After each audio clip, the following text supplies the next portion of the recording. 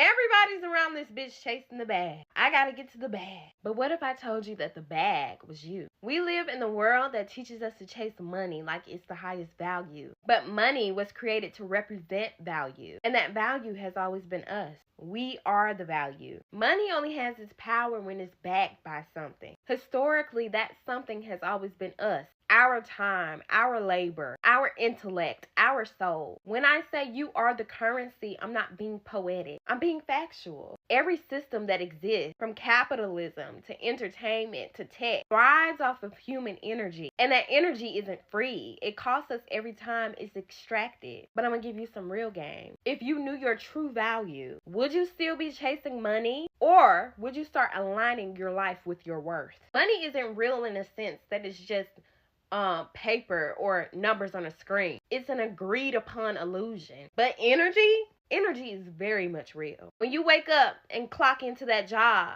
that's energy. When you give your time to someone that drains you, that's energy. When you create something that inspires people, that's high vibrational energy. The wild thing is that people don't realize that money is supposed to represent energy, but you're the ones that's providing the energy. So in truth, you're more real than money itself. You're a walking powerhouse, a divine reactor. You create value just by existing in alignment. The world bends to that when you know how to use it. I made a video a couple of days ago saying that money, the more money you have, the more karma that you attract. And the less money you have, the more spiritually free you are. And I had to expound on that because people think that having more money equals more freedom. But that's not always true. Money is a neutral energy, but how you acquire it and what you do with it makes all the difference. There's a spiritual weight attached to wealth. Every dollar we touch has a story, and often these stories are rooted in exploitation, struggle, imbalance. So when people chase money without consciousness, they unknowingly inherit the karma tied to that system. On the flip side, people with less money live closer to spirit because we're forced to rely on things that we can't buy. Intuition, resilience, divine timing. We're forced to rely on source. That's why some of the most freest people you meet don't have much, but they have peace within and without. And that's the real wealth. Now let's not sugarcoat it. Our ancestors were literally currency. We were bought, sold, traded, insured. Not because we were weak, but because of our power, our labor, and divinity were so immense that they tried to own it, control us. We weren't just sold for our physical labor and what we can do for these people. We were sold for our potential, our wound, our mind, our language, our rhythm, our innovation. They saw our value before we were even allowed to. And in many ways, this mindset has not left. Systems today still try to own Black creativity, Black culture, Black excellence. But now it's all packaged in contract, algorithm, endorsement. The plantation just got better lighting. From the time we were young, we were taught that money was the end all be all. Go to school, get a job, make money, retire. That's the script. But who wrote that and why? Because if you believe that money equals success, you spend all your life chasing something outside of you. A dream state that you are currently in now for you to create within. You will never sit long enough to realize that you were the source all along. The truth is, society needs your attention, your labor, your creativity, but it can't afford you to know how powerful you are. So it keeps you busy, distracted, competing, chasing. If you knew who you are and the system that was in place for you, you wouldn't want to participate in this shit no more if you knew your power. And let's talk about that, because we're not just human beings. We are infinite beings, conscious creators, energetic forces in physical form. Every human being at their core is a direct channel to source. We are vessels of creation. We hold emotion, memory, imagination, the ability to bring thought into form. No other creature on the planet can really create how we can. Through intention, vibration, and frequency, we can shape energy with our minds. We manifest, we heal, we create from the void. And I think that's pretty godlike. I don't know, so why the hell did they sell us, Kyla? Because if you want to control something as powerful as us, you make it forget itself, separate it from its source, turn its power into profit.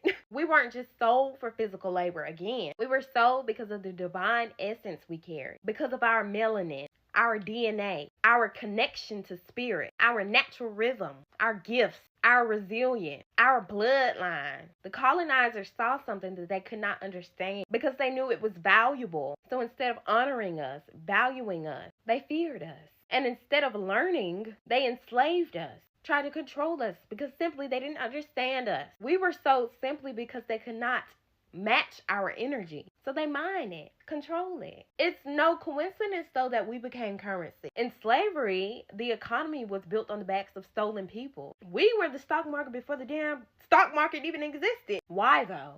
Because we are generators. We built the civilization, birthed nations, created cultures, powered industries, shift collective consciousness. One enslaved person could farm land, raise children, build homes, heal the sick, speak multiple languages, play instruments, understand and interpret astrology, and pass down history. We were literally walking libraries, doctors, architects, mystics. That's why we weren't just killed the fuck off. That's why we were used. We were the original infrastructure. The root of wealth they still benefit from today. And here's what's so mind-boggling about everything. The system is powered by us, the people, especially the most oppressed, silent, most devalued, because we are often the most spiritually potent. And the ones that are in control, they know this. So what do? Distract us with having the need to survive, divide us by race, class, gender, fill our minds with noise, fear, and scarcity, trap us in fake identities, and make us simply believe that we are less than. Because if we remembered who we are, what our bodies, voices, and spirits are capable of, the entire structure would collapse. Understand this. Every time you speak truth, you heal, create, love, all with intention, you're disrupting the matrix. You are a threat when you know your worth. You are dangerous when you know that your power is not outside of you. It's in your cells, in your spirit, your breath.